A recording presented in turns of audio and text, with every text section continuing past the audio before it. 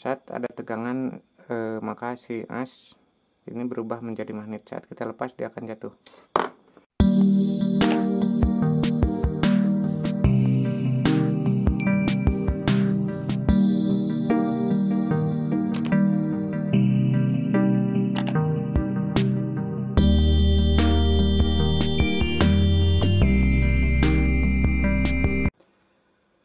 Assalamualaikum warahmatullahi wabarakatuh, sahabat YouTube. Jumpa kembali bareng channel saya di sini. Semoga kabar Anda semua baik, sehat selalu ya dimanapun Anda berada.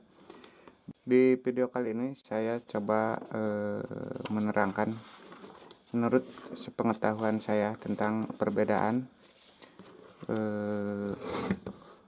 sistem pengisian sepeda motor dan sistem pengisian di sebuah mobil atau menggunakan dinamo jalan ya.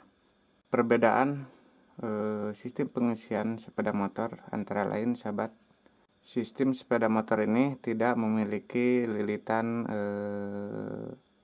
primer ya, berbeda dengan mobil. Karena di sini di dalam sistem pengisian motor di sini menggunakan magnet yang tertanam. Artinya magnet ini mati. Ini anggap ini adalah sebuah primer atau penghasil, dan sekundernya adalah lilitan-lilitan di knob ini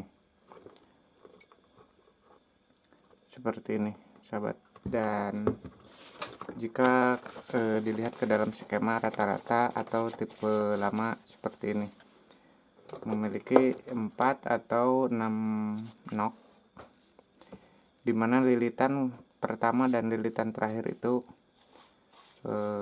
nyambung semua ya, artinya di seri. Ada yang bertanya, ini kan lilitan 1, ini ground 1, 2, 3, 4.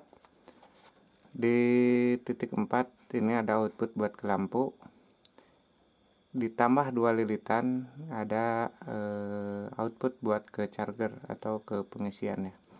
Ada yang menafsirkan bahwa kenapa ke pengisian cuma 2 kalau ke lampu cuma 4. Jadi menghitungnya begini ya, jadi 2 ditambah 4 sama dengan 6 karena ini sistemnya di seri.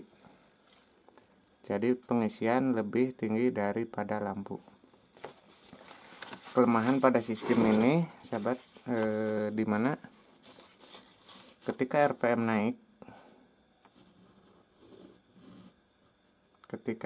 naik, ini 0, ini misalkan 100, jadi voltasenya juga ikut naik ya. Jadi misalkan 10 volt, di sini bisa 30 volt. Jadi begitu RPM naik, voltase juga ikut naik. Makanya di sistem sepeda motor dipasang sebuah kiprok ini guna, selain penyearah atau dioda, ini gunanya untuk kontrol atau penyeimbang ya saat RPM tinggi. Jadi si output ke baterai dan ke lampu itu dipertahankan di kisaran sekitar maksimalnya 14 volt ya. Seperti ini menggunakan kiprok. Dan kelemahannya menurut saya, karena sistem kontrol ini sama dengan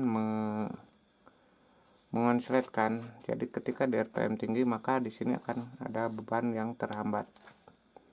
Beban terhambat akibat voltasenya dibatasi ya.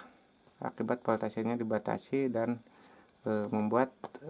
akan membuat lilitan memanas ya di sini. Kira-kira seperti itu untuk sepeda motor. Dan menurut saya atau perkiraan saya, seandainya jika ada penutup magnet yang otomatis saat RPM tinggi dia menutup magnet, itu mungkin tidak perlu dipasang lagi kiprok di luar ya. Jadi seandainya ada yang bisa merakit seperti otomatis, Jadi saat RPM tinggi, saat putarannya tinggi, ada sistem besi yang sistem mekanik yang menutup magnet ini agar fungsinya tidak 100% lah, kira-kira seperti itu. Kemungkinan jika memakai sistem seperti itu, outputnya hanya memerlukan dioda saja, tidak perlu menggunakan kiprok lagi di luar. Dan pengisian mobil, sahabat, jika sahabat perhatikan di sini ada 6 titik kawat, artinya ini adalah 3 fase ya, seperti ini, artinya 3 fase. Dan di sini terpasang dioda 6 biji yang menghadap keluar, nantinya akan menjadi 12 volt istilahnya buat charger, dan yang menghadap ke belakang, artinya anodanya yang output ini adalah buat ke ground atau body ya, body sama saja. Jadi si output ini langsung ke sini ya, nanti outputnya langsung ke sini, dan ini terkonek ke baterai langsung ya. Untuk sistem pengisian di mobil, jadi yang dimainkan itu adalah primernya ya sobat. Ini dalam bahasa dinamo dulu disebut angker. Di dalam angker ini ada sebuah lilitan di sini. Jadi ini yang menghasilkan kumparan di dalam ini, kumparan primer ini nanti menghasilkan magnet. Nanti besi ini atau angker ini nanti akan berubah menjadi magnet setelah dimasukkan tegangan lewat sini dan lewat coil ini ya, atau brush dilewatkan ke sini. Jadi untuk pengecekan sistem pengecekan mobil kira-kira seperti ini sobat. Ini adalah tegangan 12 volt contoh, dan ini adalah sebuah angker ya. Jadi ini nanti menghasilkan magnet saat diberi tegangan. Kita tes menggunakan baut ini.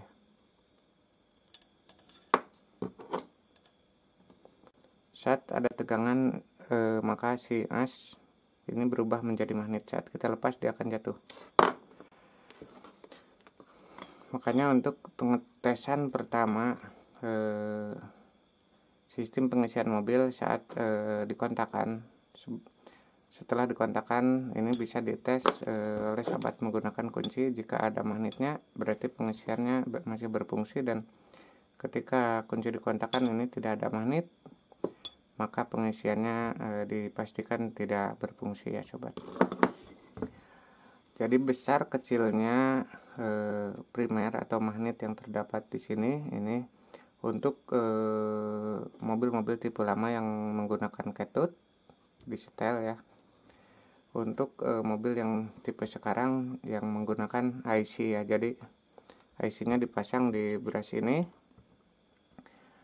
Jadi saat si kontrol mengetahui bahwa ampere baterai berkurang, maka si IC menyuplai dengan deras. Tetapi saat terkontrol ampere di baterai bagus, maka pengisian akan berkurang meskipun RPM ini tinggi.